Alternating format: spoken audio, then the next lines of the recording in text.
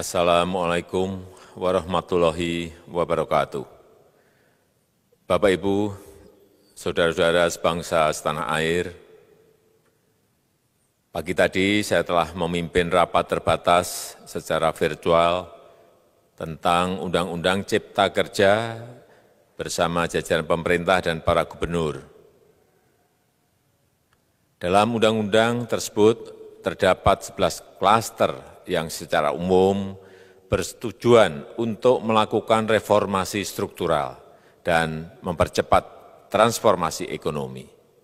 Adapun klaster tersebut adalah urusan penyederhanaan perizinan, urusan persyaratan investasi, urusan ketenagakerjaan, urusan pengadaan lahan, urusan kemudahan berusaha, urusan dukungan riset dan inovasi, urusan administrasi pemerintahan, urusan pengenaan sanksi, urusan kemudahan pemberdayaan dan perlindungan UMKM, urusan investasi dan proyek pemerintah, serta urusan kawasan ekonomi.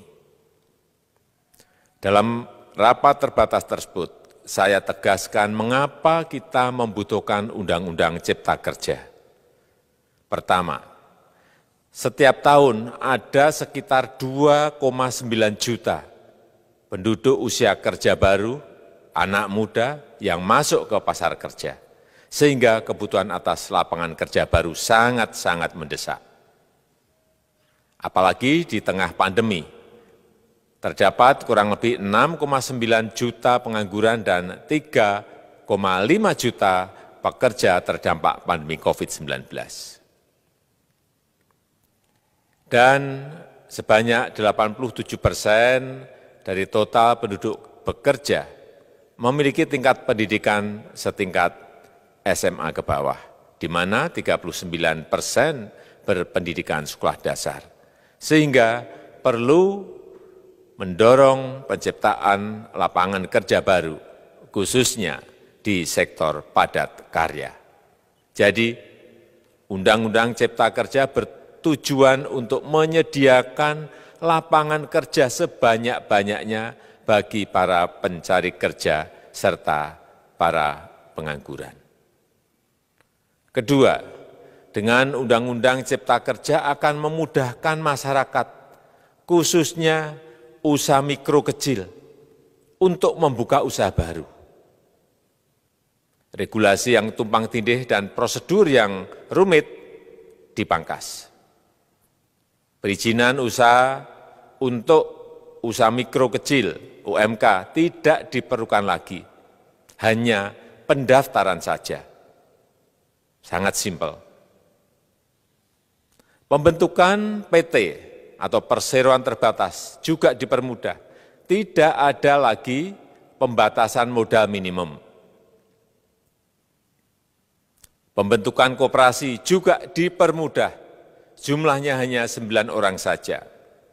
Koperasi sudah bisa dibentuk. Kita harapkan akan semakin banyak koperasi-koperasi di tanah air.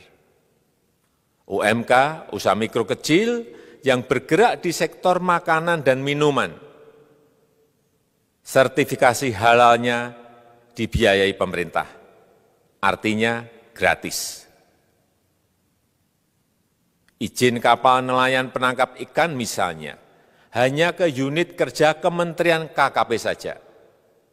Kalau sebelumnya harus mengajukan ke Kementerian KKP, Kementerian Perhubungan, dan instansi-instansi yang lain. Sekarang ini cukup dari unit di Kementerian KKP saja. Ketiga, Undang-Undang Cipta Kerja ini akan mendukung upaya pencegahan dan pemberantasan korupsi. Ini jelas karena dengan menyederhanakan, dengan memotong, dengan mengintegrasikan ke dalam sistem perizinan secara elektronik, maka pungutan liar, pungli dapat dihilangkan. Namun, saya melihat adanya unjuk rasa penolakan Undang-Undang Cipta Kerja yang pada dasarnya dilatar belakangi oleh disinformasi mengenai substansi dari undang-undang ini dan hoax di media sosial. Saya ambil contoh, ada informasi yang menyebut tentang penghapusan UMP, upah minimum provinsi, UMK, upah minimum kota kabupaten, UMSP, upah minimum sektoral provinsi. Hal ini tidak benar, karena faktanya upah minimum regional, UMR, tetap ada. Ada juga yang menyebutkan bahwa upah minimum dihitung per jam. Ini juga tidak benar. Tidak ada perubahan dengan sistem yang sekarang. Upah bisa dihitung berdasarkan waktu dan berdasarkan hasil. Kemudian adanya kabar yang menyebutkan bahwa semua cuti sakit, cuti kawinan, cuti khitanan, cuti baptis, cuti kematian, cuti melahirkan, dihapuskan. Dan tidak ada kompensasinya. Saya tegaskan juga ini tidak benar. Hak cuti tetap ada dan dijamin. Kemudian apakah perusahaan bisa mem-PHK kapanpun secara sepihak? Ini juga tidak benar. Yang benar, perusahaan tidak bisa mem-PHK secara sepihak.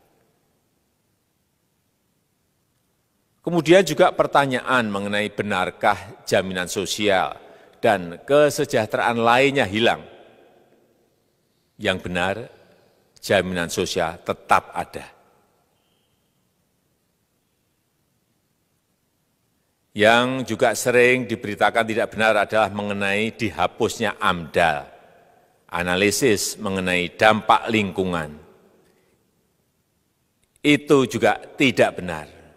AMDAL tetap ada. Bagi industri besar harus studi AMDAL yang ketat. Tetapi bagi UMKM lebih ditekankan pada pendampingan dan pengawasan.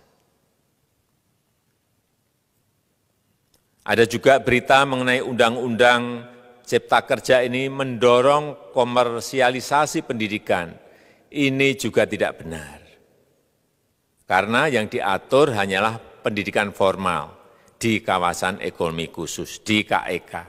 Sedangkan perizinan pendidikan tidak diatur di dalam Undang-Undang Cipta Kerja ini. Apalagi perizinan untuk pendidikan di pondok pesantren. Itu tidak diatur sama sekali dalam Undang-Undang Cipta Kerja ini. Dan aturannya yang selama ini ada tetap berlaku. Kemudian diberitakan bahwa keberadaan bank tanah. Bank tanah ini diperlukan untuk menjamin kepentingan umum, kepentingan sosial, kepentingan pembangunan nasional, pemerataan ekonomi, dan konsolidasi lahan serta reforma agraria. Ini sangat penting untuk menjamin akses masyarakat terhadap kepemilikan tanah, kepemilikan lahan. Dan kita selama ini tidak memiliki bank tanah. Saya tegaskan juga bahwa Undang-Undang Cipta Kerja ini tidak melakukan resentralisasi kewenangan dari pemerintah daerah ke pemerintah pusat. Tidak ada. Perizinan berusaha dan pengawasannya tetap dilakukan oleh pemerintah daerah sesuai dengan NSPK, norma, standar, prosedur, dan kriteria yang ditetapkan pemerintah pusat. Ini agar dapat tercipta standar pelayanan yang baik di seluruh daerah. Dan penetapan NSPK ini dapat nanti akan diatur di dalam PP atau peraturan pemerintah. Selain itu, kewenangan perizinan untuk non-perizinan berusaha tetap ada di Pemda, sehingga tidak ada perubahan. Bahkan kita melakukan penyederhanaan, melakukan standarisasi jenis dan prosedur berusaha di daerah. Dan perizinan berusaha di daerah diberikan batas waktu. Ini yang penting di sini. Jadi ada service level of agreement. Permohonan perizinan dianggap disetujui bila batas waktu telah terlewati. Saya perlu tegaskan pula bahwa Undang-Undang Cipta Kerja ini memerlukan banyak sekali peraturan pemerintah atau PP dan peraturan presiden atau Perpres. Jadi setelah ini akan muncul PP dan Perpres yang akan kita selesaikan paling lambat 3 bulan setelah diundangkan. Kita pemerintah membuka dan mengundang masukan-masukan dari masyarakat dan masih terbuka usulan-usulan dan masukan dari daerah-daerah. Pemerintah berkeyakinan melalui Undang-Undang Cipta Kerja ini jutaan pekerja dapat memperbaiki kehidupannya dan juga penghidupan bagi keluarga mereka. Dan kalau masih ada, jika masih ada ketidakpuasan terhadap Undang-Undang Cipta Kerja ini, silahkan mengajukan uji materi atau judicial review melalui MK, Mahkamah Konstitusi. Sistem ketatanegaraan kita memang mengatakan seperti itu. Jadi, kalau masih ada yang tidak puas dan menolak, silahkan diajukan uji materi ke MK. Saya rasa itu yang bisa saya sampaikan pada kesempatan yang baik ini. Terima kasih. Wassalamualaikum warahmatullahi wabarakatuh.